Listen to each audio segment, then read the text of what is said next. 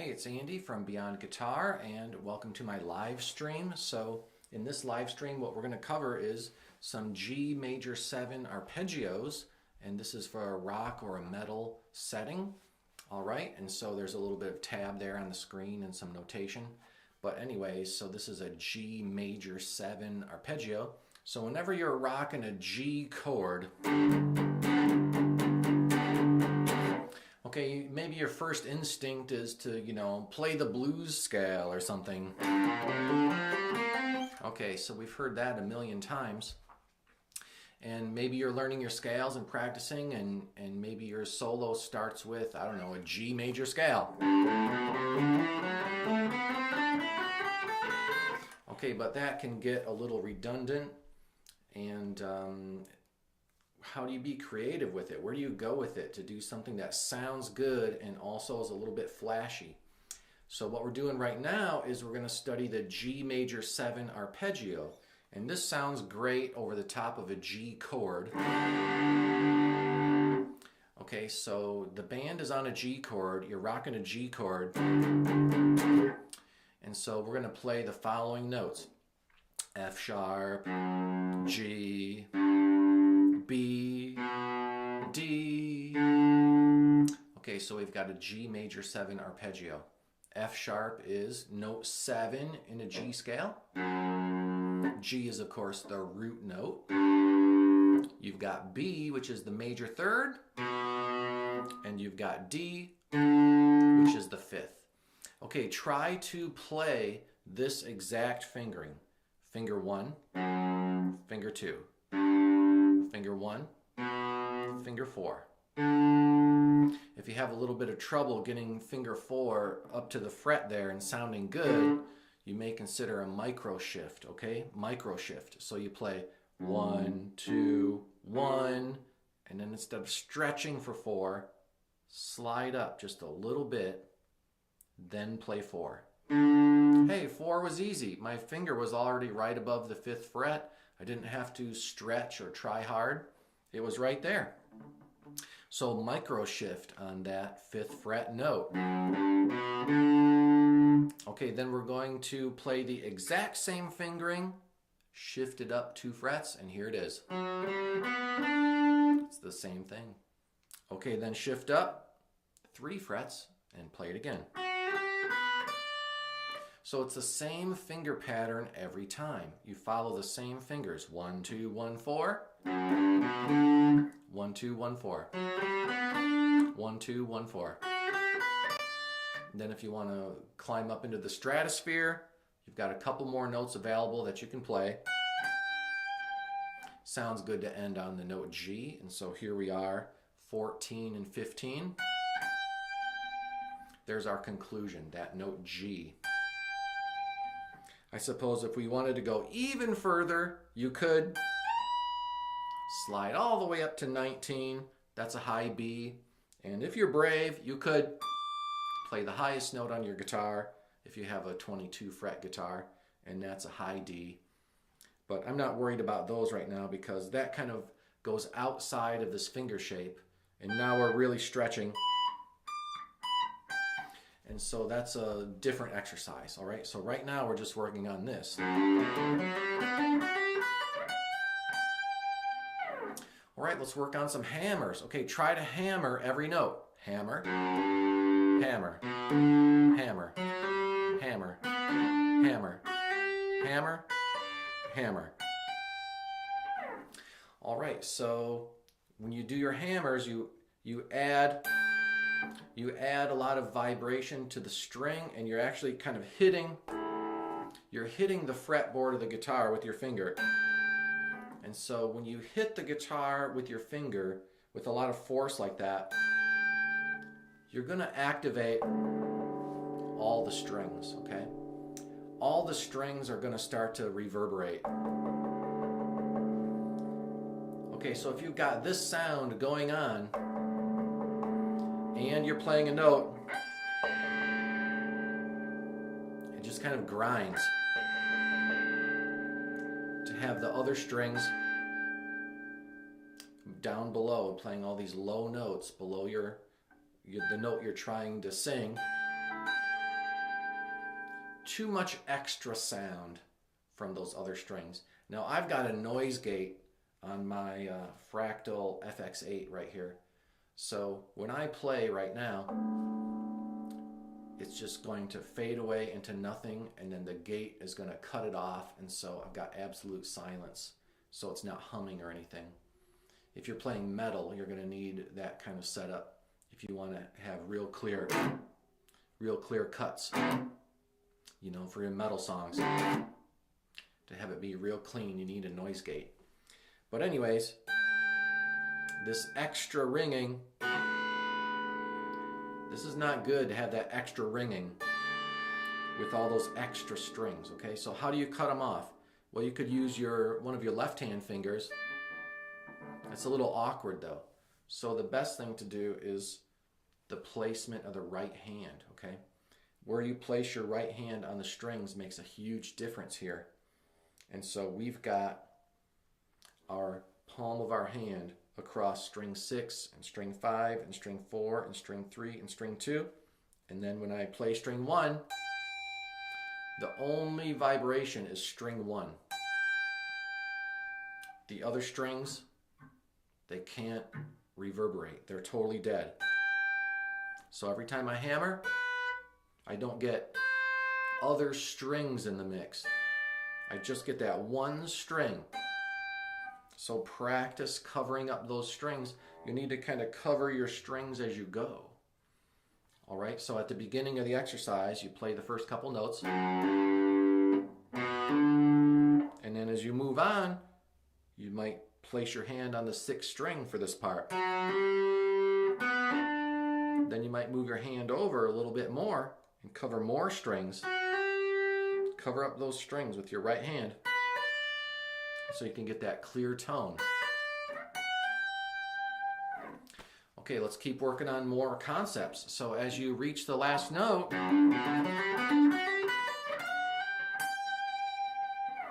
you'll want to practice your vibrato. Okay, so I don't usually use my thumb.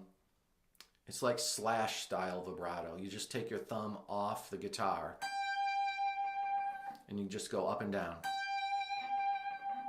Okay, so the 2nd string will make a little bit of a, oops, lost my pick, of course. The 2nd string will make a little bit of a noise. You hear the 2nd string? I'm bumping the 2nd string a little bit every time I do my vibrato. Okay, but that's a welcome sound in rock and metal, and you hear that in a lot of famous solos. When you hear some vibrato, you might hear the neighboring string get bumped a little bit. But that's just part of it. If you want to eliminate that and get a more clean sound, then what I would do is I would take my pick, and as soon as I play, I'm going to put my pick on string 2.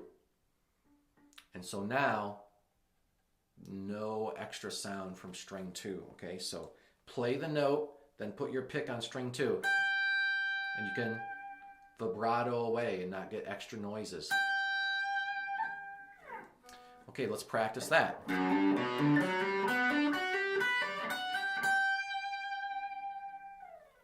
There we go. Always work on your vibrato. Okay, beginners can't play vibrato, but you can because you've been playing guitar for a while. And let's face it, if you start to develop your vibrato and you get it really smooth, you're no longer a beginner at the guitar. When people listen to you play, they'll be like, wow, that sounds real pro, the way that you sing your notes like that. Okay, so even play vibrato, you know, at the end.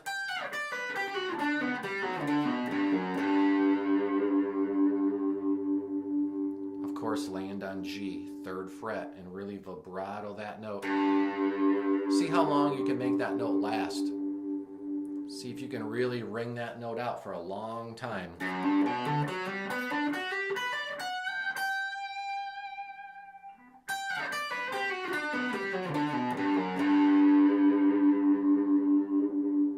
Really make that note last.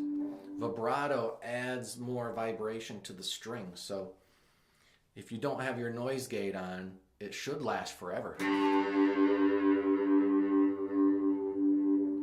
Okay, so there's another thing about, there's a whole nother discussion about having an amp facing your pickups straight into the speaker, turning it up loud, and then when you play a vibrato, it's like a violin. It just sings and sings and sings, and it never ends. And so that's something you miss when you plug directly into the digital audio workstation or you plug directly into your laptop. You can't get that feedback cycle like you can with a real amp. And so I've just got a little tiny combo amp here, but even if I turn it up halfway and hold that note, it'll ring and last, okay? Okay, let's keep practicing. So let's try it with the drums this time. All right, so activate the drum machine. Okay, let's start with just rocking a G chord and then play the exercise.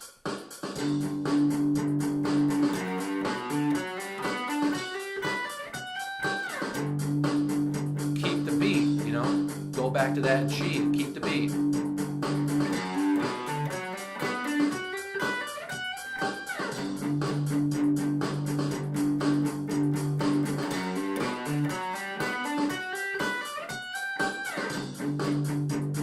Okay, now descending.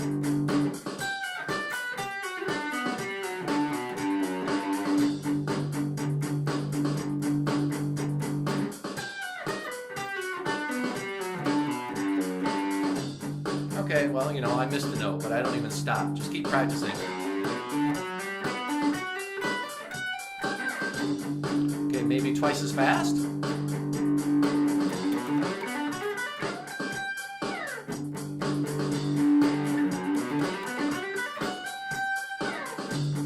Reverse it.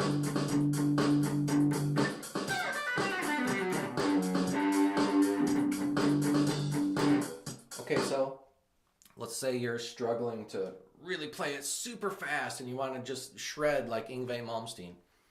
Okay, so the thing that you could work on to develop your speed and get faster and faster and, you know, avoid frustration is just do some parts of it fast, okay? So you might go quarter, quarter, quarter, quarter, eighth, eighth, eighth, eighth, quarter, quarter, quarter, quarter, eighth, eighth. So in other words, I played 4 notes slow, 4 notes fast, 4 notes slow, couple notes fast, okay?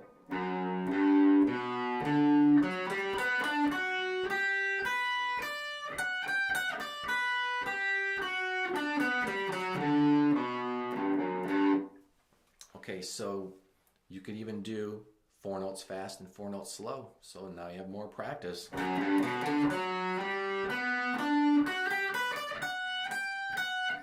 You can make different rhythms, okay? What about 4 fast notes and 2 slow notes? 1, 2, 3, 4, 1, 2. 1, 2, 3, 4, 1, 2. 1, 2, 3, 4, 1, 2. 1, 2, 3, 4, 1, 2. That's what I call the pepperoni pizza rhythm, okay? Pepperoni pizza, pepperoni pizza.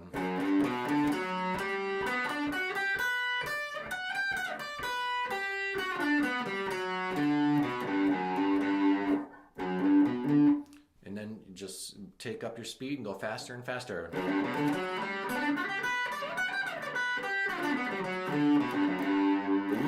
Okay, so make different rhythms with it. And that'll help you to get faster and faster. Okay, here's some more thoughts. So you could do all straight hammers. That'd be a great practice. You could do double notes with your picking. Okay, so what if you hit every note twice with a down-up picking structure? You know, strictly down-up all the time. Down, up, down, up, down, up, down, up, down, up, down, up, down, up, down, up, down, up. All downs and ups.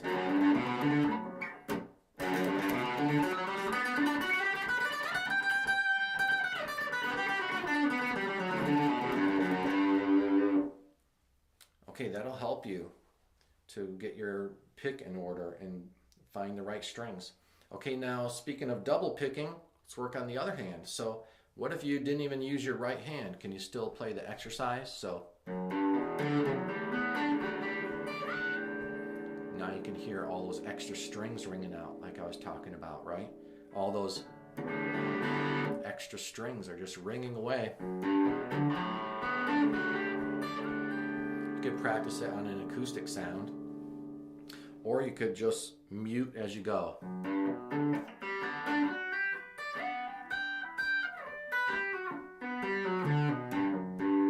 All I did was mute the strings as I went. I didn't even use my pick. All right, so there's a really good practice right there. Okay, let's keep going. So you can move this anywhere on the guitar, right? So let's say the band jumps to, I don't know, a C chord. Play it again. Just start on C.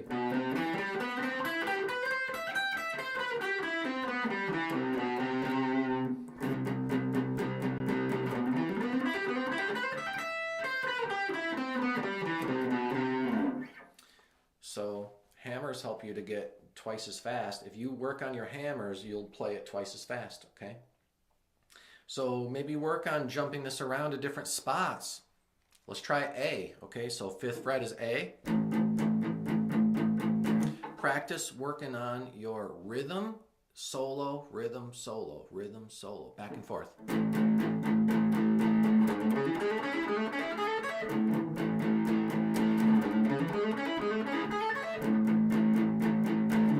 Let's use the drummer.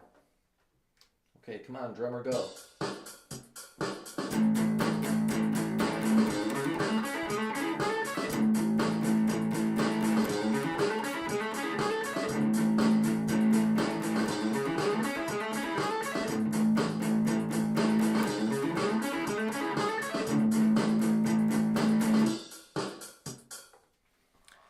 Okay, so I just have a cheap keyboard with a basic drum beat, and I can adjust the speed like a metronome. A lot of music teachers say, practice with your metronome. Okay, but it's more fun to play with a drum machine. So work on your speed with a drum machine and just keep pressing that button and going faster and faster and faster. That speed was 120, but you could go in increments of, 121, 122, 123, 124. Or if you're brave, you can just go up 10 numbers at a time, and you can just go faster and faster and faster. Okay, so let's go 130 this time. We'll go back to G. 3rd fret is G, okay? Practice rocking your G chord, then solo, then back to the chord. 1, 2, 3, 4.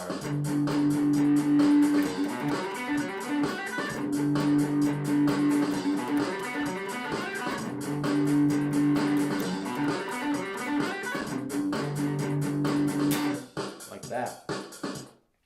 Back and forth from playing rhythm to playing lead. Okay, good. So I have a whole video where I explore this in more detail. It's on my members only page, and it's basically just called G major 7 Arpeggios. I think it's exercise 3. So for $5, you can see all the members only videos. And I hope you found this video to be helpful. And I'll try to do a live video about once a week. So hope you enjoyed it. And give me a thumbs up and a like if you enjoyed that video, and I'll see you next time. Thanks, everybody.